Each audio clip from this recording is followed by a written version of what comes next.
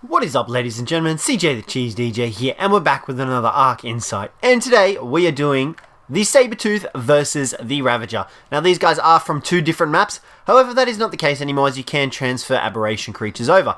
So without wasting more time, let's get straight into it. So these guys are both level 1s, so we're going to be looking at their base stats here. So the Ravager has a base health of 400 health, 350 stamina, 500 weight, and 118 melee damage.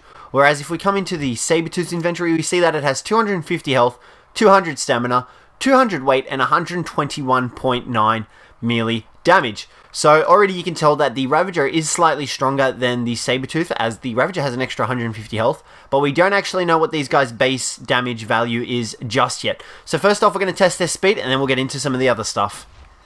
Okay, so when it came to movement speed, they're pretty much exactly the same. We got them to run from this point of contact to that little foundation of the ruin down there. You can see it down there, and we're going to go, and the Ravager managed to get in there at about 3 seconds, which is pretty much the same as the Sabertooth's time. So in terms of movement speed, these guys are essentially the same, and they are just as quick as each other.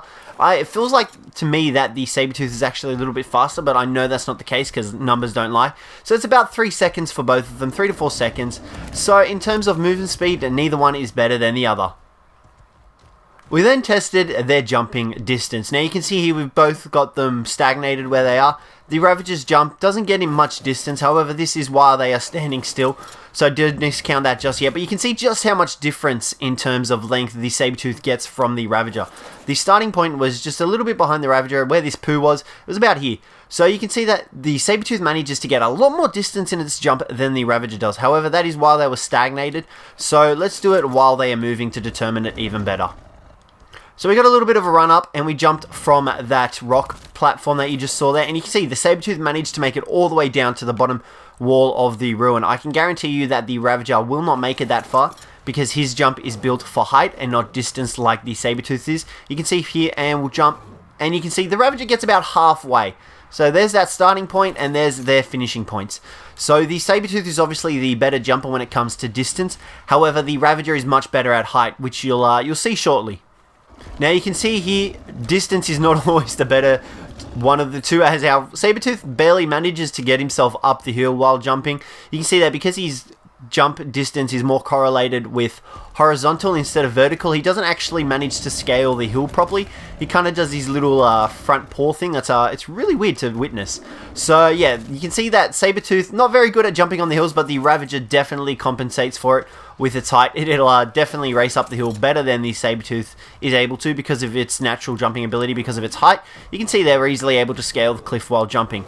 So it all comes down to personal preference on this one for you guys. Okay, next up we tested the melee damage out on this little dillo. So the base attack for the Ravager is 29. So that is at a base level 1. So its actual minimum damage that it will do is 29, which is a pretty solid amount considering these guys are only level 1s. Now the Sabertooth actually hits higher than the Ravager, which I was surprised about. So you can see here there's an extra 6 points of damage between the Ravager and the Sabertooth, with the Sabertooth hitting 35 while the Ravager hit 29.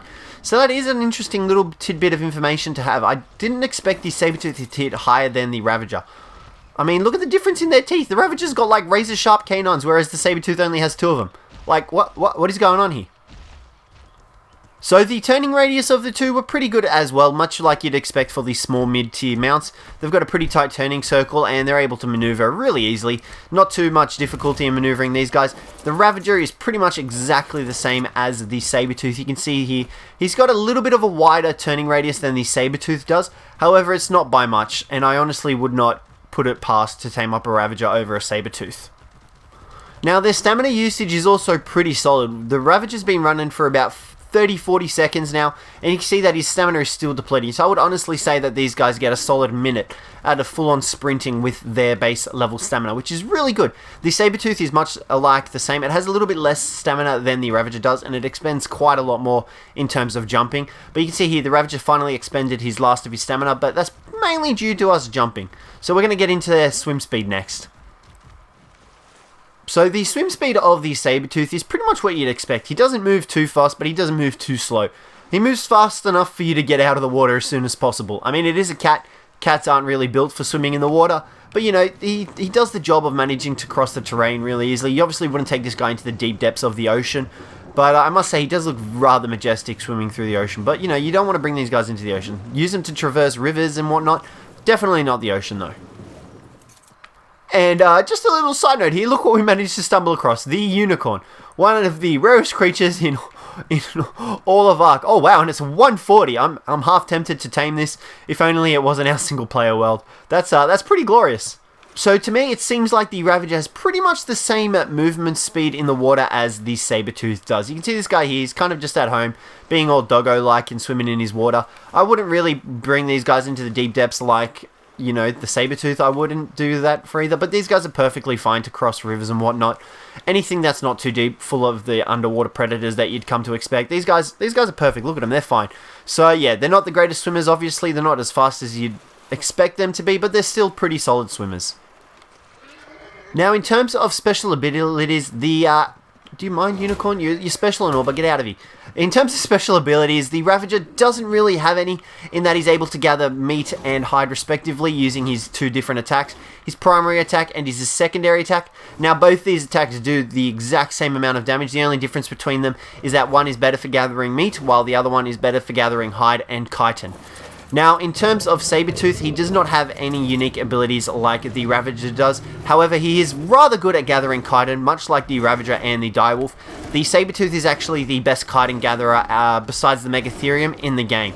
So he is rather useful for that, but other than that, he doesn't really have any other special abilities like the Ravager does, which is a little bit disappointing, because you would expect with those fangs of his, he would be able to gorge on enemies or something and inflict a bleed, much like the Ravagers inflict a bleed in their pack, which is really annoying that they don't get when you've tamed them up.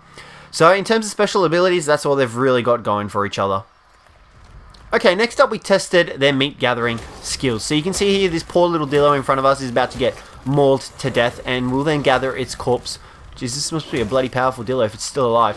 And then we're actually going to gather its corpse and see how much meat these guys get. And I guarantee you that the Ravager will actually get more. Okay, so you can see we've killed the dillo.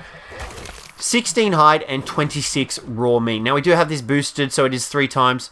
So it's about what? That's about 12 raw meat on officials. So we managed to get 26 raw meat and 18 hide, I think it said. It was 26 raw meat and 16 hide. So, yeah, you can see there the Ravager got quite a decent amount. I guarantee you, though, that the Sabertooth won't be able to gather as much. Now, one other thing that I did forget to mention about the Sabertooth is that it actually has a slight knockback effect to its attacks. You can see here this poor dillo is getting a little bit launched back when we actually attack it. So this applies to smaller dinos, apologies for that. So everything like above Stegos and Trikes aren't going to get that much of a knockback, but these smaller dinos will. Now you can see here 13 raw meat and 63 hide. Now that is to be expected because obviously the Sabertooth also excels at gathering hide much like it does chitin. So it's going to gather a lot more hide than the Ravager is, but less meat. So you can see the meat gathering skills of the two. And, you know, like I said, the Ravager was the better gatherer in terms of meat. Okay, so next up we have the battle to the death. So we've unclaimed the Ravager and the Sabertooth is set to attack. And we're going to just see who will actually win. So the Ravager has extra health going for itself, whereas the Sabertooth has the extra damage. I honestly think the Ravager will win. Oh god, okay, we may have stuffed this up because we didn't. Well, that was great, but actually the Ravager could have possibly won. Yeah, 20 health, I would have said, yeah, the Ravager definitely would have won that fight. One more shot if it didn't get distracted by us. We'll redo it now though to make sure. Okay, here we go. We're set to go for round 2 now. Now, they won't attack us this time, but we'll see just what happens. The Ravager does like a little bit of a roll, which actually gives the Sabertooth a bit of an advantage here. But you can see the Sabertooth's knockback effect is not having that much of an effect on the Ravager. Whoa! Okay, and the Ravager's trying to go for a little Nash ability there, and he's actually looks like he's managed to get the drop on the Sabertooth. Now they're just trying to circle each other, and it looks like... I don't know who's actually won. There we go. The Sabertooth was killed. Let's take a quick... Oh, it was so close. Look at that. 17 health. One more bite from the Sabertooth and the Ravager would have gone down. Honestly, this could have gone either way. I'm going to say these guys are pretty on par with each other, as a matter of fact. One more hit from the Sabertooth and the Ravager would have died. And, you know, same match last time, what happens? One more hit from the Ravager and the Sabertooth would have died. So it's a very tricky one to determine, but honestly these guys are very similar because of their damage and their health differences. So it all comes down to personal preference, which one you'd like to tame up. But that'll pretty much conclude today's episode, guys. Let me know what you thought of it down below. Let me know if you'd like to see any more Ark Insights. We do have a couple more planned. But other than that, thank you very much for watching, and hopefully I catch you in the next one. disorder.